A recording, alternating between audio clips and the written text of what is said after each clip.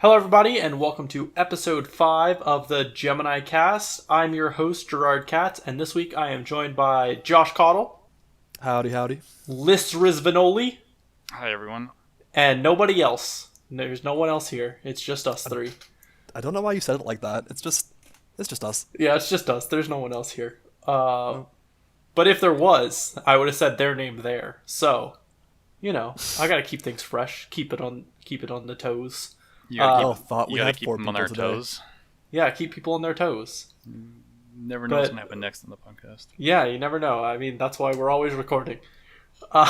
But anyway, this week we are going to talk a little bit more about Ubisoft. If you want a bigger, large, deep dive into a Ubisoft conversation, myself and Josh spoke at length about it in last week's episode, so feel free to go check that out.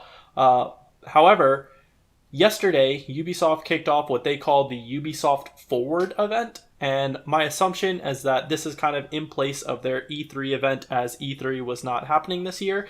And they talked about quite a few things, gave us release dates for a couple things, and I figured we'd go ahead and kick it off talking about Assassin's Creed Valhalla, which they showed us a good chunk of gameplay for. And yeah, what were some of y'all's impressions of it? I thought it looked pretty good. I like how they're seeming to balance not just combat, but also building settlements. Because, the Vikings didn't just raid 24/7, they still had towns and cities and families and farms and stuff. And it looks pretty interesting having to, scavenge resources from the places that you raid to build more prosperous cities. Because I don't think we've seen that in a Assassin's Creed game before. No, I think they had mentioned a little bit about some similarities between there was a base building aspect in Assassin's Creed Brotherhood, but not nearly to the scale or effect that this is.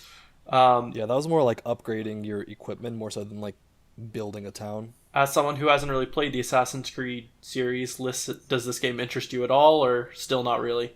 I'm kicking myself in the foot for forgetting the name of the title, but this game sort of interested me, but that's purely because it reminded me of another game that Was it Witcher? No, yes, I forgot the name of the game, Witcher.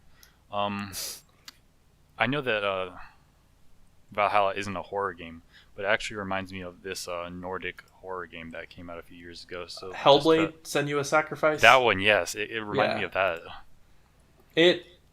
I think Hellblade was definitely way less focused on combat. Mm-hmm. And this has a lot more to it, but I can definitely see the atmosphere from it. Several people in the industry did get a chance to play about 3 hours of this, so we do have several impressions of how people thought it flowed. The majority of what I heard is it is very similar to Assassin's Creed Odyssey in a lot of regards, with kind of more, as we kind of talked about, almost bring it back to more of an Assassin's Creed, closer to some of the other stuff with all the modern improvements of the newer games, which seems pretty cool. I gotta say, I had been getting a little bit burnt out on the ship combat, and apparently this has altered it a little bit, and there's less of it, so that's kind of a refreshing thing for me personally. But overall, I mean, it looks pretty cool. We did get a release date for it. It comes out November 17th of this year, so that is pretty soon. Did the trailer have that much ship combat? I didn't see too much. There wasn't much in the trailer. There was just pretty much a shot of the main character whose name escapes me all of a sudden. Avoy? Eivor? Alvor? Something like that. It's close, right? Yeah, just hanging on the back of the ship. But yeah, I mean, the game looks like it's on the right track. It looks solid. One thing I'm excited for is that he said there would be several climactic moments where you have major battles, and that looks pretty interesting. Leading a bunch of Vikings in a full battle, not just solo missions, not small fights, but a big scale take down this city battle could be really cool for the Assassin's Creed franchise. I'm excited for that a lot. One of the things that I saw, or I had heard about, is so they have those big epic conflicts that you can enter, and one of the criticisms of Ubisoft games in the past have been they just feel like these big checklists, go to this fort, kill everyone in it, boom, done. That box is checked off. But in this game, because you play as a Viking, you can walk into a town. As soon as you sneak into the town, blow your like signal horn, and your fellow Vikings will come in, raid the town. You'll like kill most of the people there. You'll loot all the chests and stuff, and then you'll leave. But like you didn't take over that town. Like you can go back and do it again once they like build themselves back up. You just literally raided them. Oh, it's so rude. So The character is named Ivor. Yeah. Ivor. And so like it's less of a checkbox and more of like a free exploration of what's going on in like this world. The thing that I thought was the most interesting was how they started talking about how some of the developers actually went to those regions to like see what it was like themselves. I thought that was really interesting. That's something I think we've seen a little bit more with video games recently, is the developers going. There's another example, God of War. They talk a lot. There's a documentary you can watch on YouTube about the making of that game, and they talk about how they went to Norway and the Scandinavian countries to kind of get a feel for the lore, which this is very similar. So it just adds that touch of authenticity. So overall, I mean, like I said in previous episodes, I'm still playing through Assassin's Creed Odyssey and enjoying it. I do plan to play this at some point. But I don't know. They have a couple other games on the way, such as Far Cry 6, which has John... Oh, dang, I forgot his name. The character from Breaking Bad who Gus plays, the actor. Giancarlo Esposito. Yes. So he is playing the main villain, and the little bit of a cinematic trailer we got for that, I am very interested in what they have to show. That was a very good teaser. Like I was just tense. It just added that layer of suspense that I just didn't expect for a Far Cry game. He Like, is such a talented actor that I really hope this is not like previous Far Cry games. Like, I want to see him in the spotlight instead of just like having him talk to me over the radio. Go ahead. I almost felt like I was watching a movie watching that trailer. It was gorgeous as well. I'm not sure if that was exactly in engine or what, but that was a stunning trailer. It probably wasn't. It was very cinematic. But we talked about Far Cry 3 a bunch last week, and in that game you play as like, you know, a dude who's on like a exotic island hunting animals and stuff. I just did not expect... Is it take place in Brazil? I don't think it's a named country. I think it is another fictional country. But it's clearly like South American culture. I did not expect like revolutionaries at all. This was just a neat twist. I have one slight complaint about it. And that is Far Cry has this issue of balancing their tone of... The trailer that they showed off seems like a very serious story that they're trying to tell. Like a very impactful, emotional story.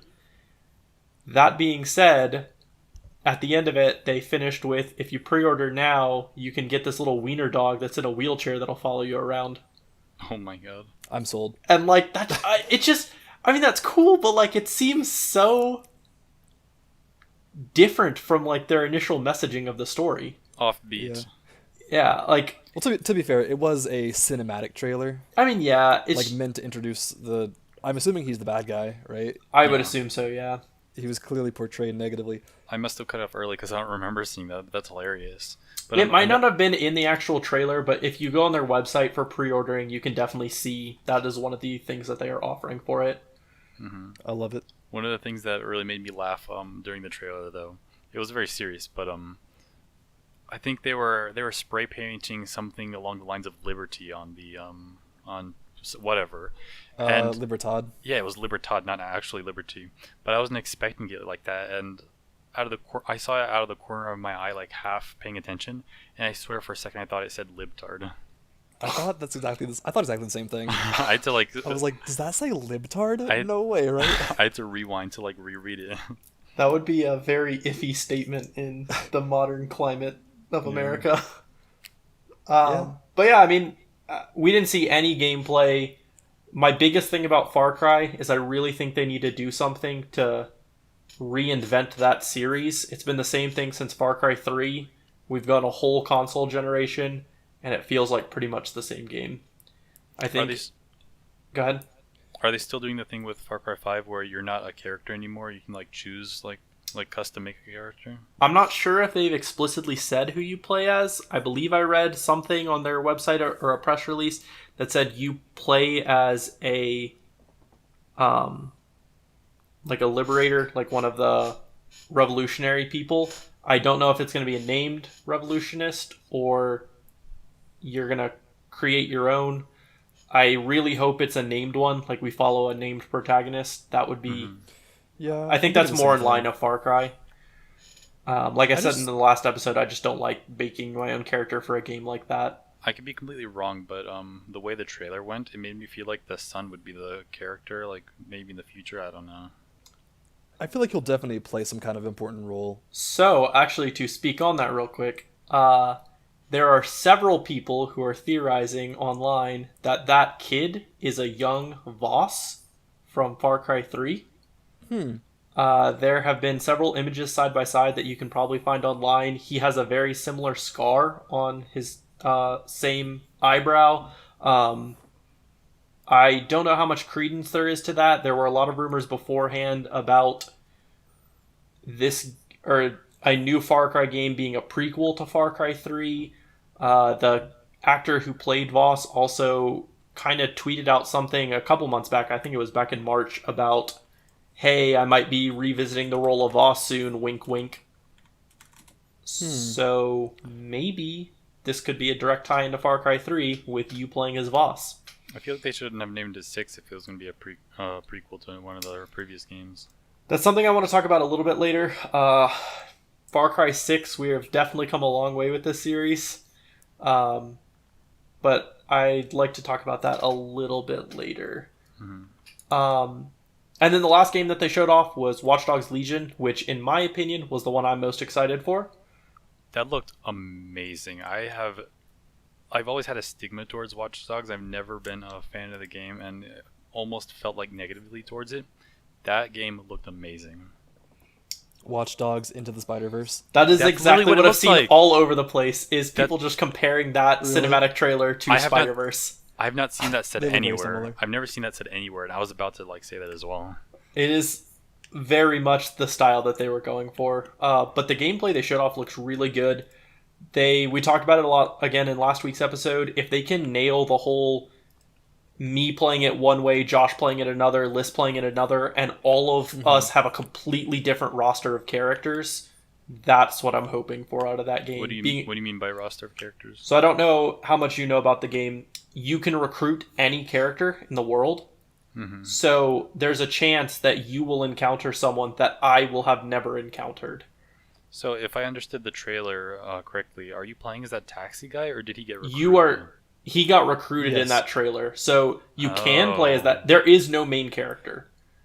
Yeah, you don't play as any one person. You pick anyone from the city of London to recruit, and then they're the people that you're playing as, going out and doing these missions. And you can keep switching between people? And the other thing that I don't know if they talked about I don't remember if they talked about it in the trailer, but they spoke about in a press release was when characters get injured, they'll go to the hospital, and for 45 minutes in game, you won't be able to play as them, or they'll get arrested and put in jail, and same thing, 45 minutes you won't be able to play as them in game. Okay. That's a short sentence. Well, sorry, not in game, in real life. 45 minutes in real life, so however long that is in game. It's still not too bad. That being said, if they get arrested, you can have a prosecutor recruited and get the time shortened. If are y'all still there? Yeah, we're Yeah, here. we're here. Okay, Just cool. for a second. Yeah. So if you recruit a prosecutor, you can shorten the time on that actual sentence. So instead of 45 minutes, it's 15 minutes. If you recruit a nurse or a doctor, you can up them on the patient list, and you can recruit them in 15 or whatever. Like, you can keep reducing the time based on who you have recruited. Hack into the transplant list and bump them up to the top. Yeah, so it's very much not as much recruit a crazy all grandma or all grandpa lineup, but recruit a strange crew of people who each have specific roles or specific jobs. See, you said all that. I am still going to recruit all grandmas and grandpas. I mean, that's just how I'm gonna play. I definitely plan to recruit a couple, but I definitely want to see all the options that I can have. See my elderly legion will take control. What I'm wondering though is how. I guess at the end of the day, the art style doesn't really affect the story. But like, what I'm wondering is how do they explain like the shift in art style in the middle of a game series? Or I guess are the games loosely related? I mean, loosely, this one takes place very far in the future. So in 1 and 2, you play as a member of Dead Sect. Seems he cut out again. But this game clearly takes place far in the future. Mm-hmm. Like, there's drones flying around. There's like future military gear. I just and haven't. aren't the first two Watch Dogs like not like modern, but like they're kinda both closer to set modern? in like very close to modern. I haven't seen enough of Watch Dogs 1 and 2 to have known that it wasn't in the future. Mm-hmm. And then this one is set pretty far into the future. The art style is just amazing. Yeah, I'm very Yeah. excited. It is definitely on the top of my list. And we also got a release date for it. It looks like it will be releasing on October 29th of this year. So pretty soon. And that also gives it a decent runway from when Cyberpunk comes out, which I think is going to be its big competitor because they have like kind of a similar tone. I was So about to say that. That gives people a little bit of time to kind of try this. I do hesitate with Ubisoft having 3 of their biggest franchises releasing within 6 months of each other. Yeah. It seems like they are competing almost directly with themselves. Because, sure, I will buy them, but I would say I'm probably in the minority of people who do stuff like that. Most people buy one game every 2 or 3 months. And Yeah, I mentioned that last week that even 2 or 3 is kind of short. Like for a AAA game, I might buy like indie games more frequently, but like a big full price AAA game that I'm buying on release, that happens like twice a year maybe. Mm-hmm.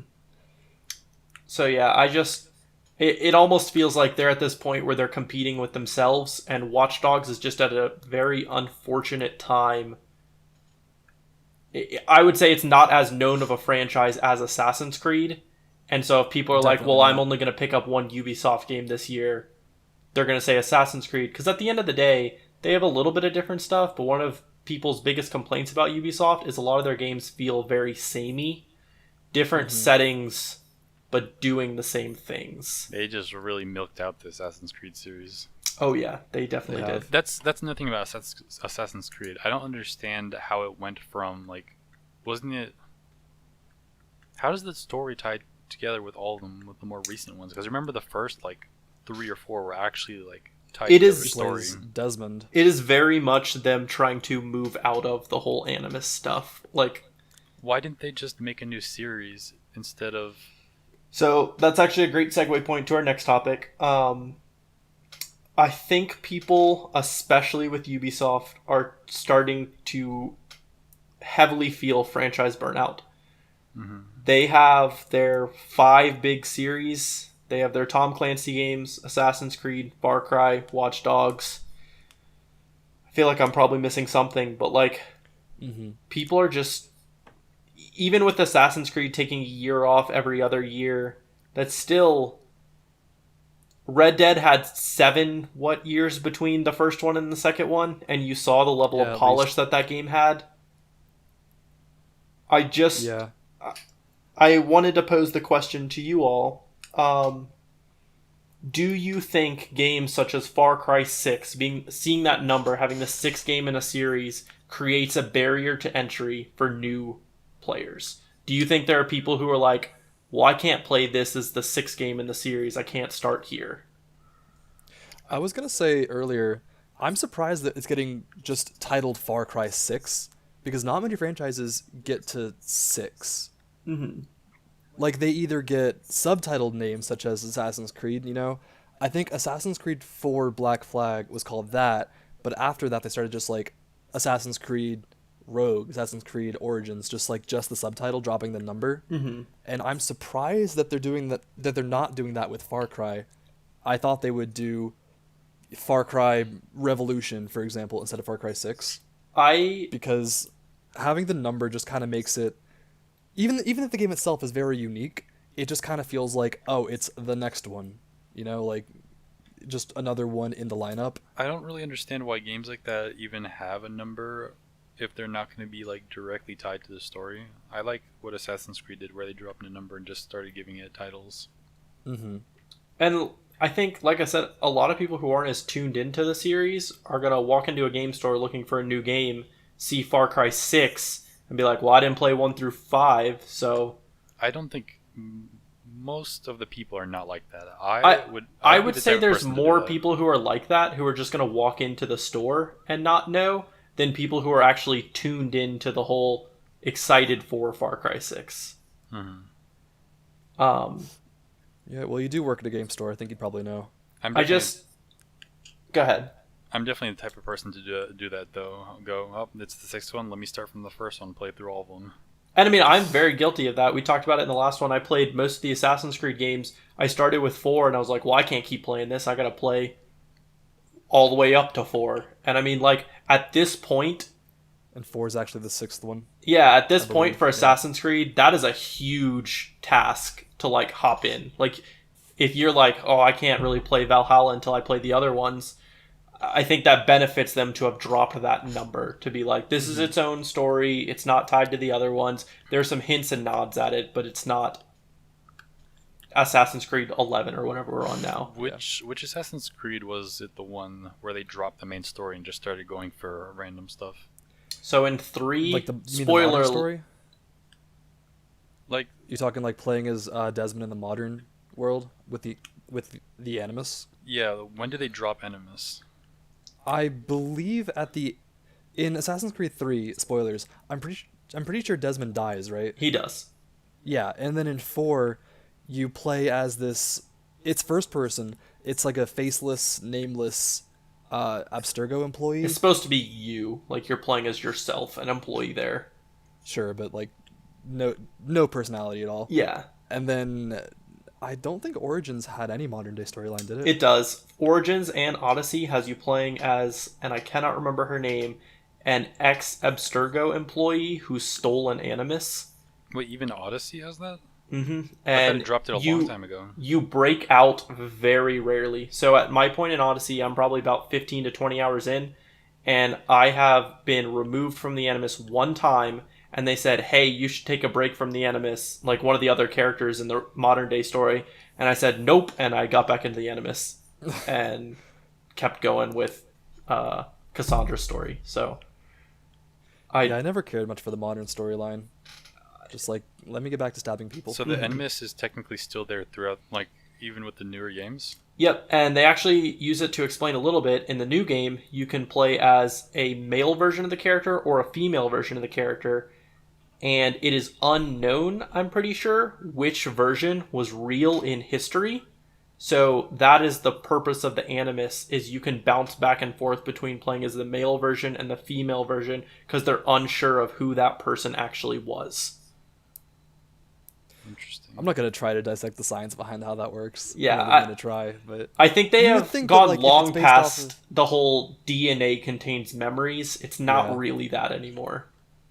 I thought it was cool, like, for Assassin's Creed 2 and for that little mini franchise, Brotherhood and Revelations, because it was like a way to explain game mechanics. So, like, you can't kill civilians, but you can, but if you do, you become desynchronized, because that's not what Ezio would do. And, like, areas that were off limits, you physically could walk there, but Ezio never went there, so they were off limits. Mm-hmm. And then, like, if you die, you didn't die, you desynchronize, because obviously he didn't die in history, so that would create a whole bunch of issues there. It's a good way for them to, like, have an explanation for, like, why stuff happens in the game, but it's a storyline that I'm not interested in. Yeah, Plus, it was cool particle effects, like at the loading screen and stuff. Mm-hmm. It's such a lifeless and meaningless storyline. Yeah, I could have had that dropped a long time ago. I know in Unity and Syndicate, you don't even actually play in the modern world. It's just cutscenes when you break out. But in Origins and Odyssey, you just play in third person for a little bit, and then you go right back into it. I felt the same about the modern day storyline as I did about playing as MJ in Spider-Man. Like, this is cool, I guess, but let me get back to the real game. Yeah, it's literally my only complaint about the Spider-Man games is please stop making me play as MJ and Miles. Like, Those parts weren't even bad. It was just they you go from weren't Spider-Man compared to Spider-Man. not Spider-Man. Yeah. So yeah, I mean, I think Ubisoft has kind of hit a rut with a lot of people. I think a lot of people are just ready for some new stuff. Which, speaking of, I don't know how much y'all keep up with it. There had been several sexual assault and other assault allegations against some pretty high up heads at Ubisoft. And they had just recently announced that those people will now be removed from those positions. One of them, and I forget his name, being the person who greenlit new projects. So with that role now being empty and potentially being filled by someone else, I think there could be a very real possibility of us seeing some new types of projects being greenlit by Ubisoft. So you're saying I should dust off my resume? I mean, if you want to go for it, I don't know how likely they are to take Mr. Electrical Engineering. Will they just take someone with absolutely no experience who just likes games? You go for it. I don't know. You tell me. If you think if you think about it, game development is electrical engineering. You're just moving around electricity. Well, and I'm pretty sure that person does very little actual game development themselves. They're probably more of an idea man and a business side of things. All right, Ubisoft, you have my number. Well, if you think about it, neurons use electricity. That's electrical engineering. Coming up with ideas. I guess you're right, but Mr. Scientist over here. But hopefully we see some new stuff out of Ubisoft. I like their games. I'm just kind of done with the same formula over and over again. Yeah, going back to the Valhalla parts, a lot of the comments on the video were saying that the only time Assassin was relevant was in the name, and that it wasn't an Assassin's Creed anymore. It was like the general sentiment that I saw. Yeah. Which the game, that's kind of fair. Like it definitely stepped away from like the sneaky assassin part of it, and now it's more of like a Witcher style open world action RPG. That's why I think that. But having said that, it looks like a very, very good action RPG. I'm still willing to give it a chance. Yeah, it does. It still looks like a good game, but I still agree with those people in saying that if anything, these games should have been another series. And I think that's something, not just an issue with Ubisoft, but it's an issue where you get into video games are a form of art, but they are also a business.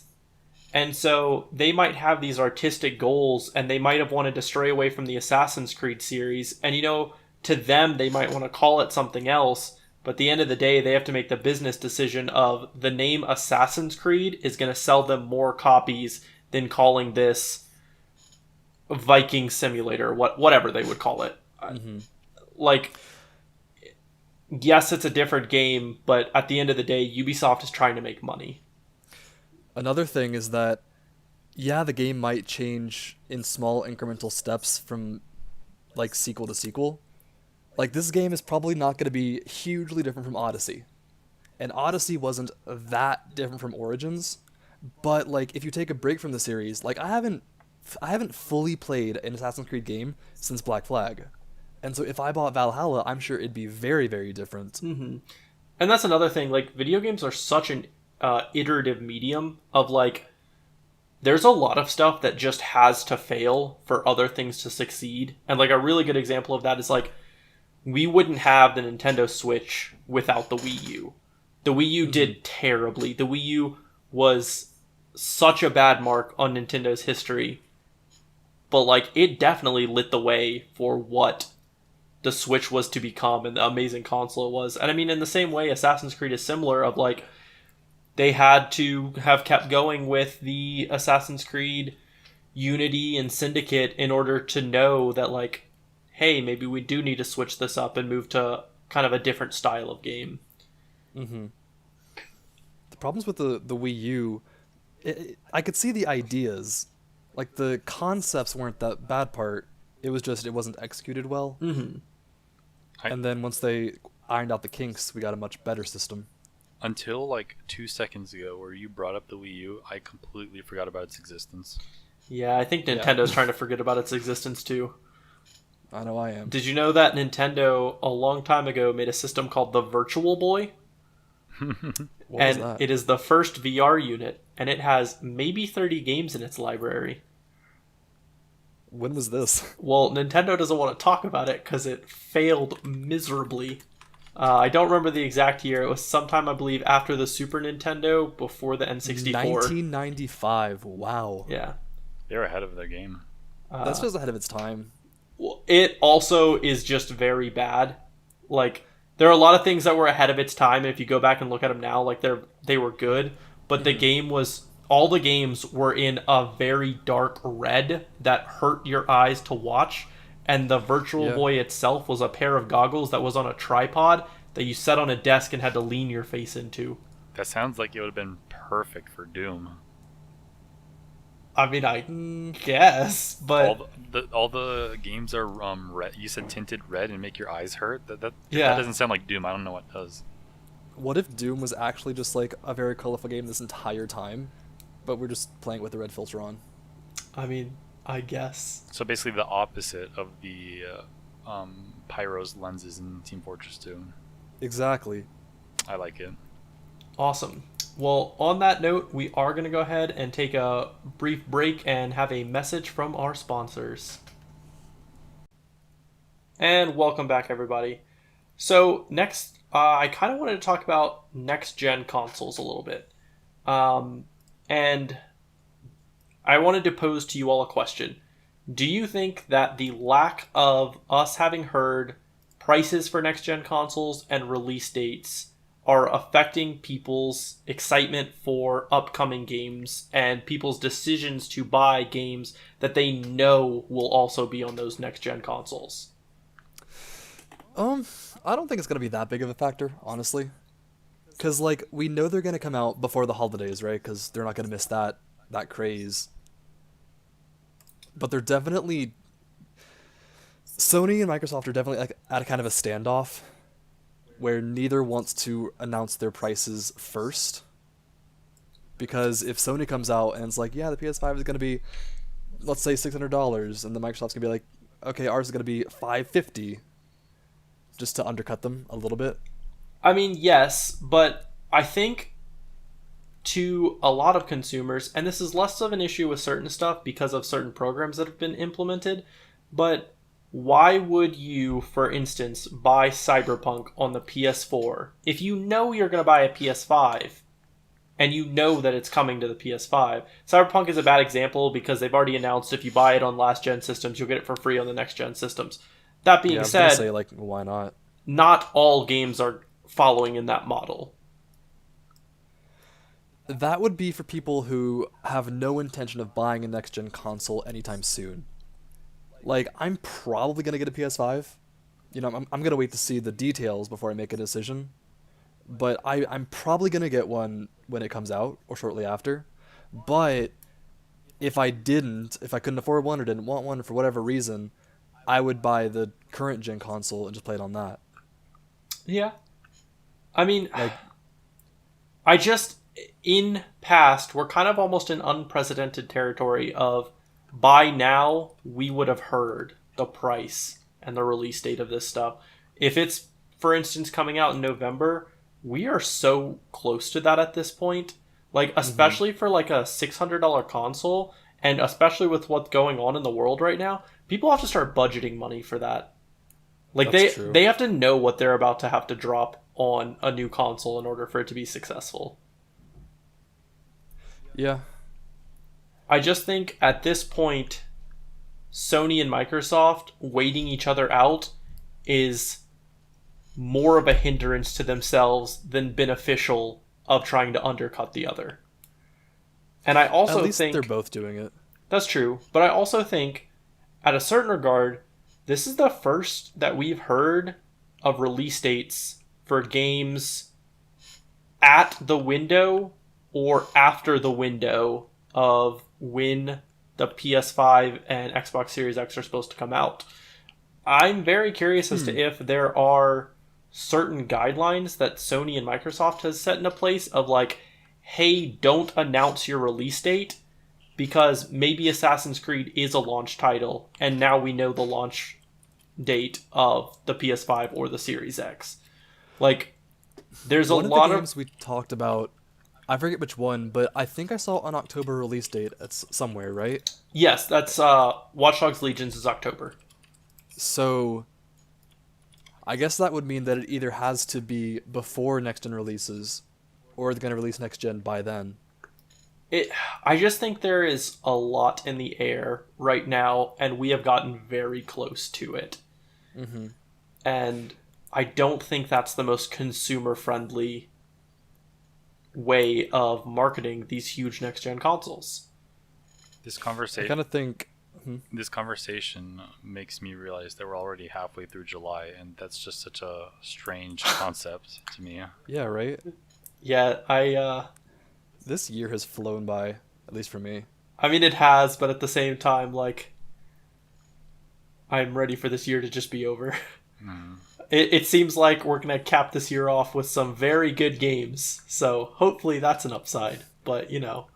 January 1st, 2021, everything is back to normal. Yep, definitely. I'm not going to say that, but, you know, I just... Calling it now. The ice caps are going to freeze again. We're going to be great. Something else, though, and I'm curious as to your opinion on this list. It has now been announced that next-gen games are going to cost $70 at launch. Do you think that's a reasonable price for games? Or... I didn't even think $60 was a reasonable price for most of the games that could come out. Like, there are very few games that come out that are actually worth $60. But that's just... Yeah, we need to mention here, List does not buy games on Steam unless they are at least like 80% off. No, I toned it down to like 50 to 60% off, okay? And yes, but I want to clarify that means if a game costs $5, he still won't spend the $5 on the game unless it is 50% off. Okay, at that point, it's not much about the money. It's also to just kind of refrain myself from indulging on every single game I want. It's just, part of it is to save money. That's fair. A big part of it is to save money. But there's that maybe 20% of it that is to stop myself from indulging on every single game that looks cool or is on sale on Steam. That's very fair. And like something else I'll point out, and I'm so guilty of it. I buy so many games on launch day. But like honestly, if you buy a game on launch day, you're kind of dumb. Yeah, I agree because, with that statement completely. Like 2 months later, if you just wait the 2 months, that game is going to be $20 off. Like most AAA games at that point have had some kind of pretty good sale or price drop. Add it to your wish list, wait for a sale. It happens every few months. Every single game I've ever bought on Steam, with a few exceptions, I've purchased at least a year after it came out just because I wasn't in a rush to play it. And I mean... And over time... That's the way to do it, though. And over time... How do I say this? Over time, as I kept setting games off like that, it didn't become me having to wait for games anymore. I just took the entire like set of games that came out for over a period of time, just picked it up and offset it by a year. So it's not like I'm actually sitting there actively waiting, oh, I can't wait for the 1 year anniversary of The Witcher to come out to play it. I'm like actually actively playing games from like the past, so I'm not like miserable waiting for the anniversary of The Witcher to buy it or anything, you know? Mm-hmm. I typically like to buy games on release date, and like I said, I'm part of the problem with that. Like, I do it, and I think it's a dumb thing, but it is also a fun thing to be part of that conversation, especially on Reddit and stuff. The conversation around when Death Stranding came out, that conversation is not going to happen in a year. Like in the same way, and that is something like personally I enjoy being a part of that and experiencing that huge cultural event of when something big comes out. I could see that. And that goes double for any kind of competitive game. Yes, because the three of us play a lot of Valorant, and we started in the beta. In fairness, that's a free game, but still. Yeah, but the same principles applies. Like I had never played CS:GO. So the entire genre was new to me, and so being like a new player, playing the game from before the beginning, that was a really cool experience. Yeah. And if I picked the game, if I never played it, and picked it up a year from now, everyone's going to be really good. I'm not going to have as good of a time. Not everyone. There's I mean, always going to be most like people. iron players. I mean, you're always going to have bad players. Like, if you have lists on your team, just, like, prepare for the lose. Mm-hmm. Yeah. Wait, what? I thought you said on the opponent's team. No. No. Bro, I don't know. It's because if we queue up with lists, he's going to raise our MMR so much Oh, that's true, yeah. that we're going to get placed with, like, master players and just get swamped. That's if there was a rank called Master. Is there Now, not? No. Oh. I will say, Diamond, whatever. back to the price a little bit. Games have been sitting at the exact same price for quite a while now. They haven't really adjusted with inflation since the end of the 360, or since the beginning of the 360. Like original Xbox, PS2, and GameCube games were about $50, and then they kind of ushered in $60 games with the 360 and PS3, and we've been sitting at that for quite a while now. I am always hesitant with big businesses. However, if this extra money goes in the pockets of the people who are making the game, I think this could be a very beneficial thing in the long run. I don't want to hear anyone talking about inflation for companies changing prices when, what's it called, minimum wage hasn't changed inflation in years. I mean, yeah, that's fair. That's like a government thing, not really a company thing. And also, in an ideal world, us paying a little bit more for the game means a little bit higher salaries for the people who are making the game. Which, I mean, in the long run, kind of does push the video game industry into a better standing than where a lot of different industries are right now. Here's a question for you, though. Ideally, go ahead. Would you pay $69.99 for Bugsnax? I think he would, without a doubt. Okay, I'm He's hesitating. psychotic, though. He's hesitating. I'm psychotic. That being said, I do think that there's a slightly different discussion there of people have kind of gotten to this point where they don't want to spend more than $30 or something on an indie game. And I would argue we get a lot of indie games that are better quality and better longevity than some AAA games that are at $60. That's what I'm saying. Very important caveat. That's what I'm saying, man. Important caveat. There are way, way more indie games out there. Like, we hear about, Stardew Valley. The success rate is low. The successful ones are the ones who, like, make headlines.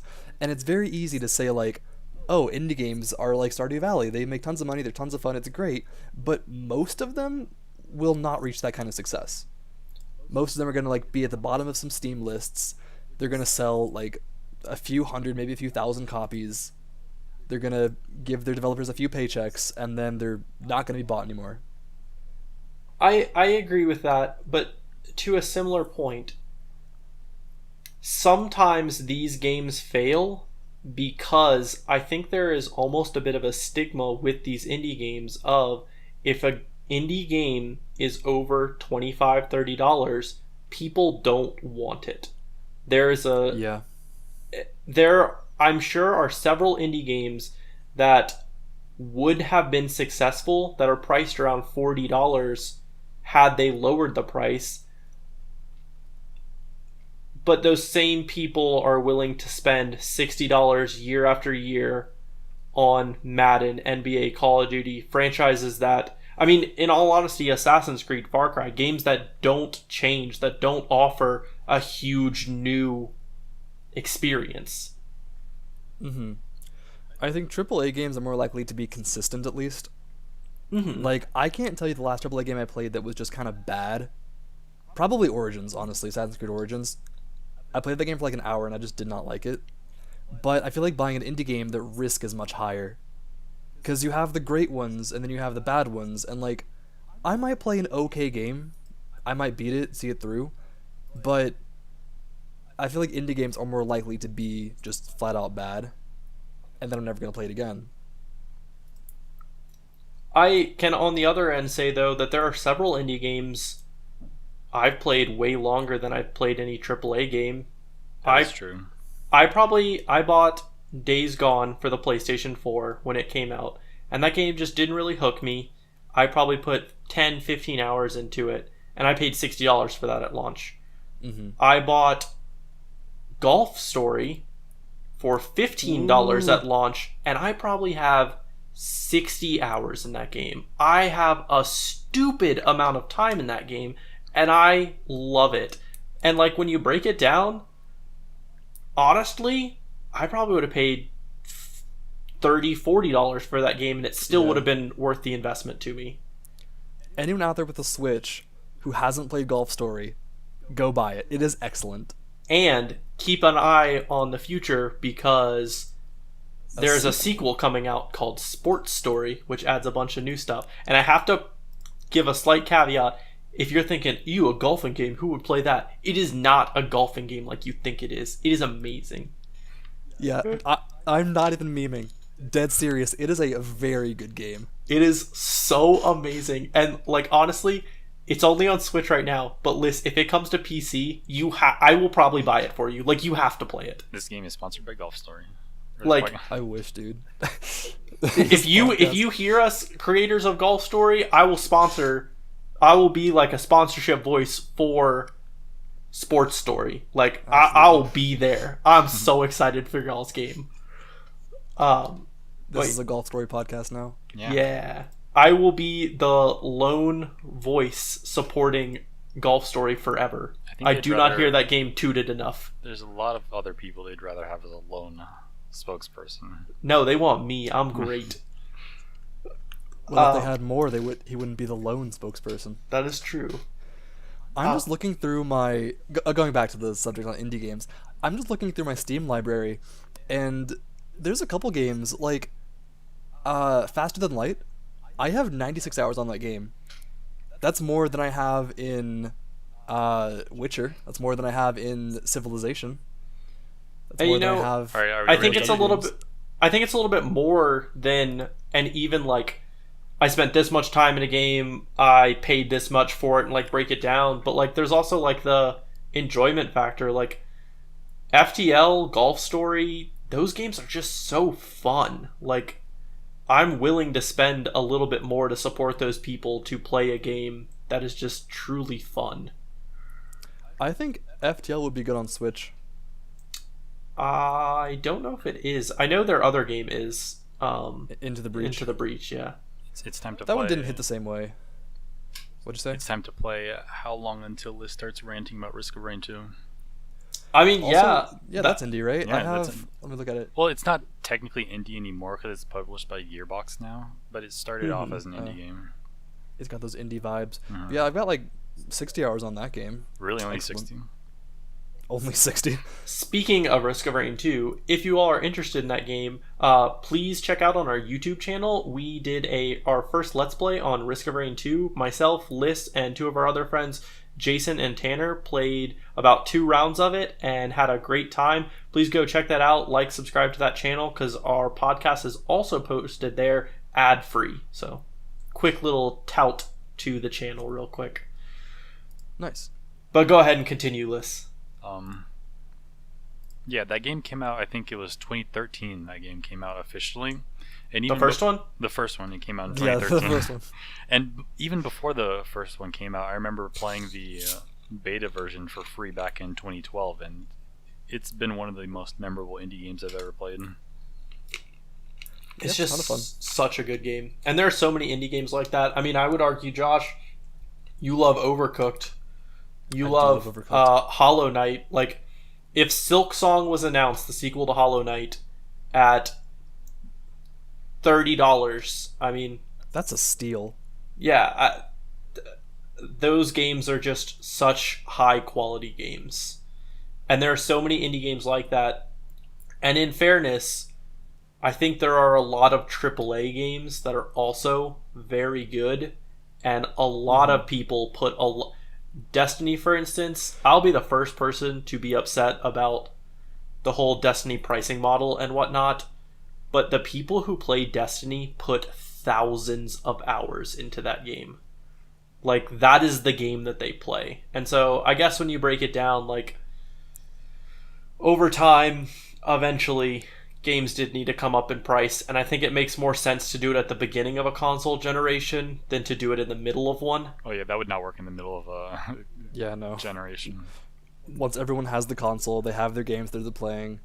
Nah. It's definitely kind of a now or in 7 to 8 years when the next systems come out that they had to raise the prices. And we also are kind of hitting a point with indie games where there are a lot of games that aren't these AAA priced games. I mean, the Spyro Reignited collection that came out at I believe $30 or $40, and that's published by Activision. I mean, there are a lot of games that aren't hitting that $60 mark now. So I mean, maybe as AAA prices go up, that does leave a little bit more wiggle room for companies to kind of experiment with pricing models that work better for consumers. I think ultimately, as a consumer, as a connoisseur of video games, Connoisseur. I see the $10 pricing connoisseur.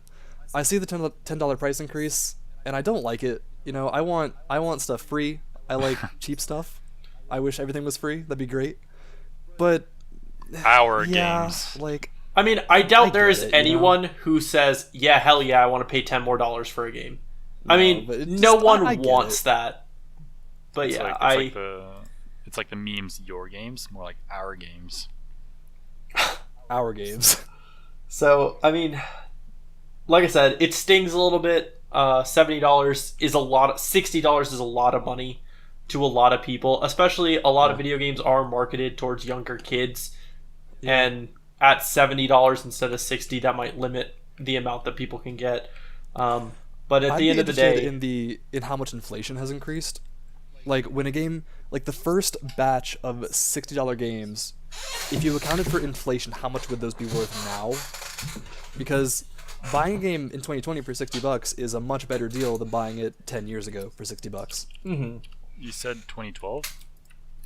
This year. whatever year the 360 came out was the first So year was- that games were $60. That was in the year. Hang on.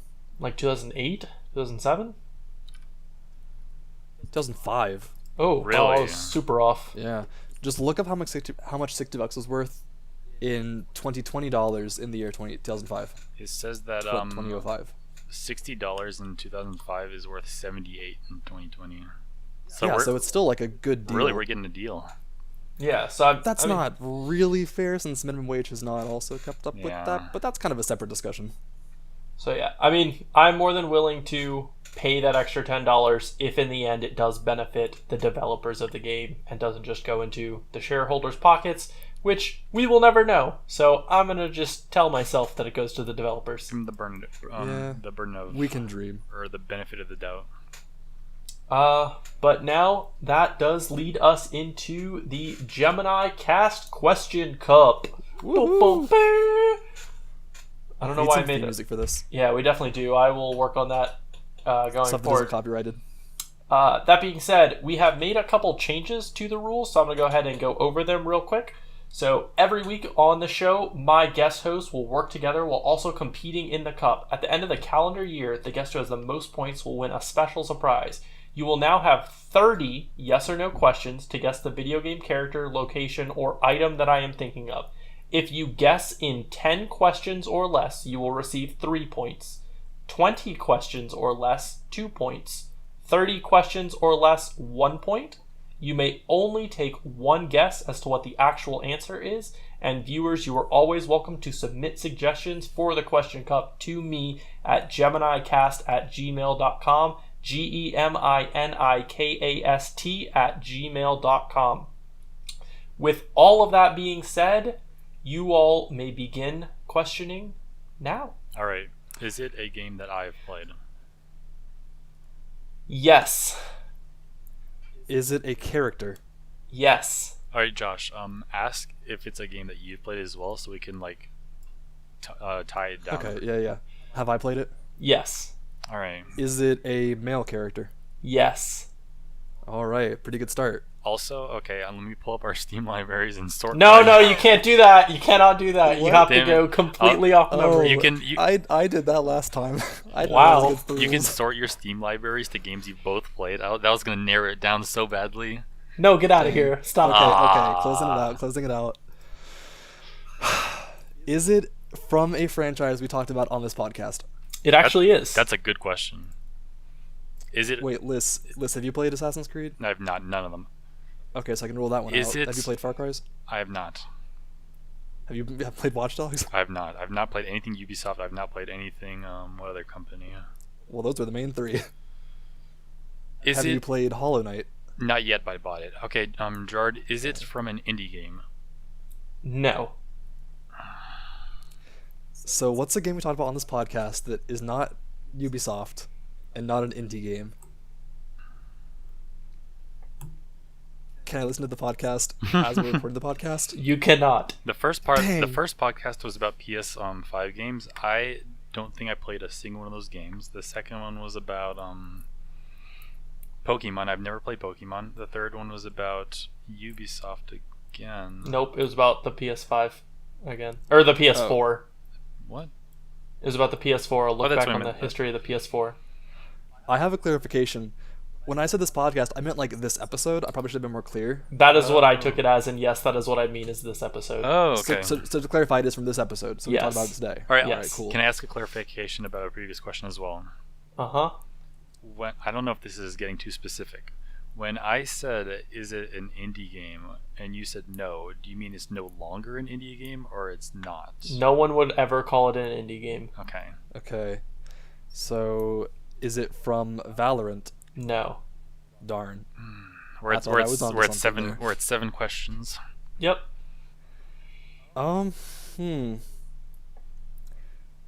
Is it from Overwatch? It is not. Dang. We didn't talk about Overwatch this episode. We mentioned it before. I said did it like we? once. Yeah. Oh, you're right. We did. I think. You think I'd give you 2 Overwatch answers in the first think 5 you- episodes? I think you would. We play that a lot. That's true, and I do love that game. I'm really drawing blanks as to what it Blizzard could sponsor be. us. Oh, okay. Is it from a campaign-based game, like a story game? Yes. 9 questions. I'm Off the top. stupid short-term memory loss. Oh, one more. I don't. Did we already ask whether it was a main character? We did not. We just established it was a male Is character. it a main character? Yes. That is 10 questions. You may now no longer get 3 points. That's fine. 10's kind of hard to realistically aim for. So it's a main male character in a game I've played. Oh, this is another way to narrow it down. Do we ever hear the main character's voice? Yes. So it's not BioShock. It's not Half-Life. Well, actually, Well, we talked about it this podcast, this episode. you're right. And also in Infinite, you do hear Booker's voice. What did we... You can start narrowing down time frames that it was released. You can start narrowing down publishers, developers, types feel of like games. Yeah, but those are too vague. We're trying to like find ways to narrow it down, guarantee 20 points, like under 20 questions. I mean, The you have best hint 9 we've gotten- questions. The best hint we've gotten is that we talked about it earlier. But also that it's a So- main male character. That's a pretty good hint. Yeah, true, but the name of the game left our mouths at some point in the past hour. Let me pull up the recording and re-listen Nope. to the podcast. You don't do that, sir. You'll lose points for that. That would take longer than the rest of the podcast even has. Yeah, your point. We're just gonna double the length just so we can listen to it. Let's see. So we know it's not from Assassin's Creed, Far Cry 6, or Watch Dogs Legions. We must have mentioned it like once for like a second. Okay. Was it released on current gen consoles? Yes. Xbox One, PS4? Yes. You said yes? Okay. And it's a game I've. Oh! Is it from the Witcher's series? It is. Ah, Is it... Geralt of Rivia. On the 14th question, you got it, which Hey. means each of Sweet. you will be receiving 2 points. Let me just bring something up. Okay, on Steam, he said it's from a game I played, a AAA game, as well as a male main character. Forgetting all of those other hints, I own a total of 3 AAA games from the past 5 years on Steam. Wow. Wow, are you looking at your Steam library, No. Mr. Cheater? No, I wasn't. He's confessing. No, I wasn't. Take away his points. I wasn't. But the only AAA games I own on Steam are The Witcher, Dishonored 2, and Borderlands 3. Those are the only ones from the last 5 years I own. I will go ahead and shout out real quick. We did have a suggestion from one of our viewers for a question or for an answer. However, Liz has, I don't think, would be able to get it, so I'm going to save it for a future one.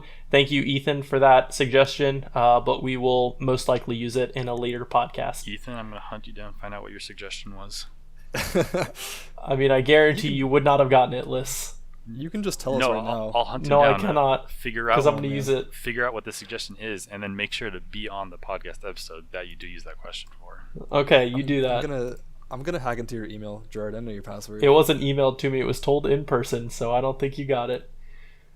You have IRL friends? So I have my first clue Wow. at someone you know in real life.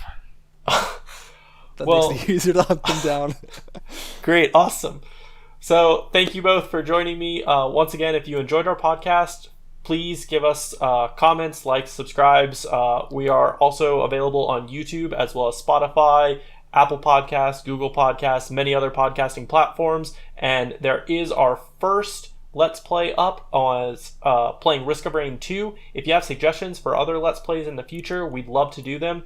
Next week, I would like to release a review of Ghost of Tsushima and my early impressions of that, along with previous host Jonah. We'll most likely be returning for that. And I also want to go ahead and let you all know, after that, there may be a small break in podcasting for a little bit, as I am moving to a new apartment and may just need to get everything situated. But thank you all for your continued support. If you have any suggestions, feel free to comment them in any of the available platforms or email me once again at geminikast@gmail.com. Thank you, Josh. Thank you, Thanks for having me. Liz. No problem. And we will see you in the next episode. Later, everybody. Bye.